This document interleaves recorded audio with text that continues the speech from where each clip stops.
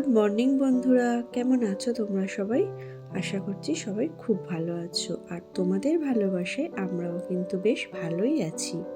তো আজকে সকাল থেকেই ব্লগটা স্টার্ট করলাম। সোনালিস ক্যানভাসে সবাইকে জানাই অনেক অনেক স্বাগত। আমি সোনালি, আর সকলের কাছে অনুরোধ রইল স্কিপ না করে পুরো ব্লগটা দেখার জন্য। আশা করছি প্রত্যেক দিনের মতো আজকের ব্লগটাও তোমাদের অনেক ভালো লাগবে।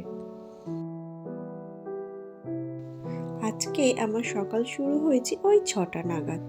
তো ঘুম থেকে উঠে নিজে প্রথমে ফ্রেশ হয়ে নিয়েছি, আর আজকে না মাম্মামকে একটুও ডাকতে হয়নি।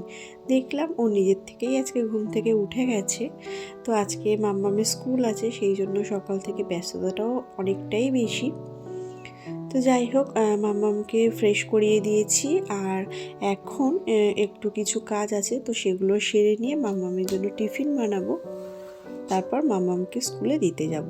আর আজকে না আমার ঘুম থেকে ওঠার আগে মা কিন্তু রান্নাটা করে নিয়েছে, কারণ আজকে হাজব্যান্ড একটু তাড়াতাড়ি অফিসে বেরিয়ে যাবে, আর আমি মাম্মামকে দিয়ে এসে তারপরে রান্না বসালে ওর ভাত নিয়ে যাওয়া হবে না, দেরি হয়ে যাবে। তো সেই জন্যই সকালবেলা আজকে রান্নাটা কমপ্লিট করে নিয়েছে। আজকে একটু ঘুম থেকে তাড়াতাড়ি উঠেছি, সেই জন্য হাতে একটু সময় আছে।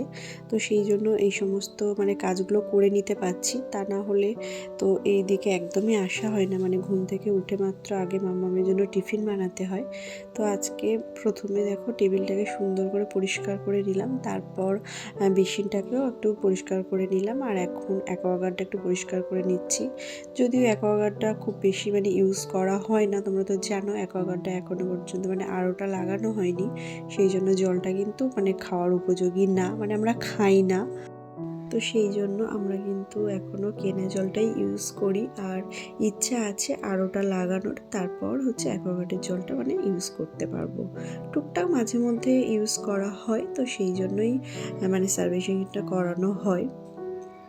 তো যাই হোক, এখন চলে এসেছি মাম্মামের জন্য টিফিন বানাতে। তো আজকে মাম্মামের টিফিনে না একটু গোলা রুটি বানিয়ে দেব।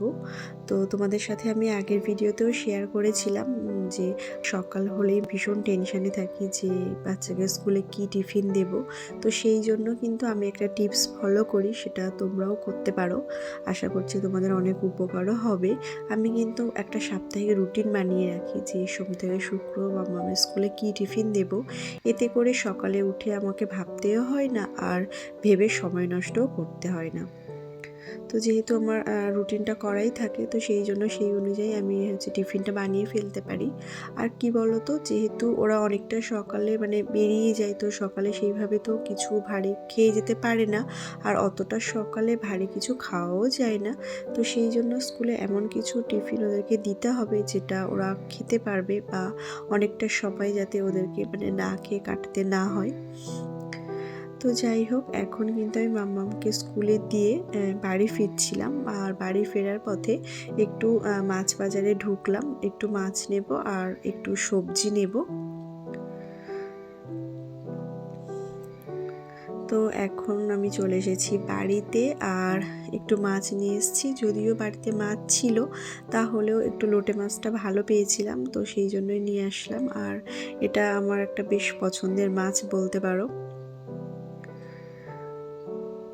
মাঝে মধ্যেই না বাজারে গিয়ে মাছ কিনতে আমার বেশ ভালোই লাগে, খারাপ লাগে না। নিজের পছন্দ মতো ভালো কিছু মাছ পেলে না দেখে শুনে আনতে বেশ ভালো লাগে। সবসময় হাজব্যান্ডের ওপর ডিপেন্ডেন্ট থাকতে ভালো লাগে না যে ও কী মাছ নিয়ে আসবে। তো সেই জন্যই যখন টুকটাক সময় পাই আমি কিন্তু মাছ বাজারে যাই, বা মাছ কিনে নিয়ে আসি। আর দেখো, অল্প কিছু সবজিও নিয়ে এসেছিলাম, একটু লাউয়ের ডগা নিয়ে এসেছিলাম, একটু কুমড়ো নিয়ে এসেছিলাম, আর গাজরটাও শেষ হয়ে গেছিলো, তো সেটাও নিয়ে আসলাম। আর দেখো, একটু কুমড়োর ফুল পেয়েছিলাম, তো সেটাই আমি নিয়ে এসেছি। কুমড়োর ফুলটা কিন্তু বড়া করে খেতে বেশ ভালো লাগে।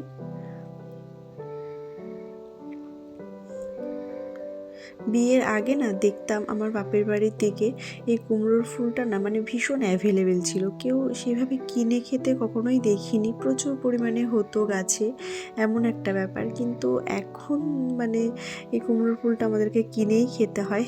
সময়ের সাথে সাথে যেন খুব সাধারণ জিনিসগুলো খুব বেশি ডিমান্ডিং হয়ে উঠছে, তাই না বলো? তো যাই হোক, ওগুলো গুছিয়ে রেখে এখন চলে এসেছি, বেডটা সুন্দর করে গুছিয়ে নিলাম। আর বালিশের কভারগুলো কালকে রাত্রে চেঞ্জ করা হয়নি, তো সেই জন্য সকালে সমস্ত বালিশের কভারগুলো চেঞ্জ করে নিলাম।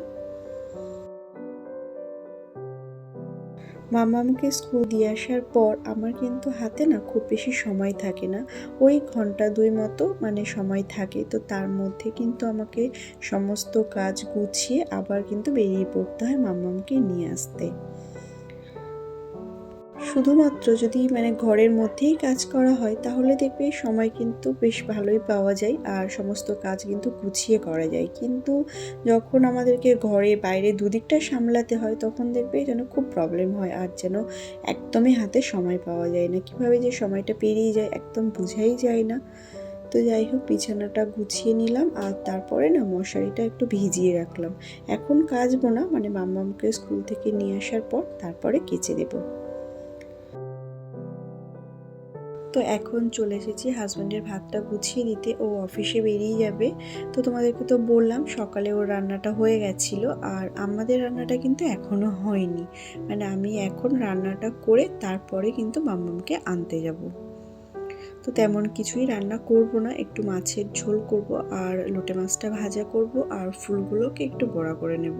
ব্যাস এইটুকুই রান্না করে আমি বেরিয়ে যাব, কারণ কি বলো তো, এইটুকু সময়ের মধ্যে না এর থেকে বেশি কিছু রান্না করা একদমই পসিবল হয় না। আর তাছাড়া কি বলো তো, যেহেতু আমি মাম্মা মা শাশুড়ি মানে তিনজনেই খাবো, তো সেই জন্য মানে আর কিছু রান্না করার প্রয়োজনই নেই, এমনই একটা ব্যাপার। তো যাই হোক, মাছটা কালকেই কেনা হয়েছিল, ফ্রিজে ছিল, তো মাছটাকে একটু লাউয়ের ডগা দিয়েই পাতলা করে ঝোল করে নেব। যে পরিমাণে গরম পড়েছে এখন না খুব বেশি মশলাদায়ক তরকারি খেতে একদমই ভালো লাগে না গো, একটু পাতলা কিছু তরকারি হলেই যেন বেশ ভালো লাগছে। তো সেই জন্যই দেখো লাউয়ের ডগা দিয়ে একটু পাতলা করে মাছের ঝোলটা করে নেব। তো দেখো আমার মাছের ঝোলটা না প্রায় হয়ে এসছে আর লোটে মাছটা না ভাজা করতে অনেকটাই সময় লেগে যায়। তো কি আর করা যাবে, মাছের ঝোলটা হয়ে গেলে লোটে মাছটা ভাজা বসিয়ে দেব। আর আজকে আর স্নান করব না, কারণ বেশ কিছু কাচার আছে, তো মাম্মামকে নিয়ে এসে ওকে স্নান করিয়ে দিয়ে তারপরে আজকে স্নান করব। তো চলো তোমাদেরকে একটু দেখিয়ে দিই যে কি কি রান্না হয়েছে। এই যে লোটে মাছটা ভাজা করেছি আর ফুলটা দিয়ে বড়া করেছি, তো কয়েকটা খাওয়া হয়ে গেছে আর দুটো আছে মাম্মামের জন্য, আর একটু মাছের ঝোল করে নিয়েছি। তো ব্যাস রান্নাবান্না কমপ্লিট করে এখন আবার নিজে রেডি হয়ে বেরিয়ে পড়লাম মাম্মামকে স্কুল থেকে আনতে। তো মাম্মামকে স্কুল থেকে নিয়ে এখন কিন্তু আমি চলে এসেছি বাড়িতে, আর বাড়িতে এসে কিন্তু অনেকটা সময় কেটে গেছে, কারণ মাম্মামকে স্নান করানো হয়ে গেছে আর মাম্মামকে খাওয়ানোও হয়ে গেছে।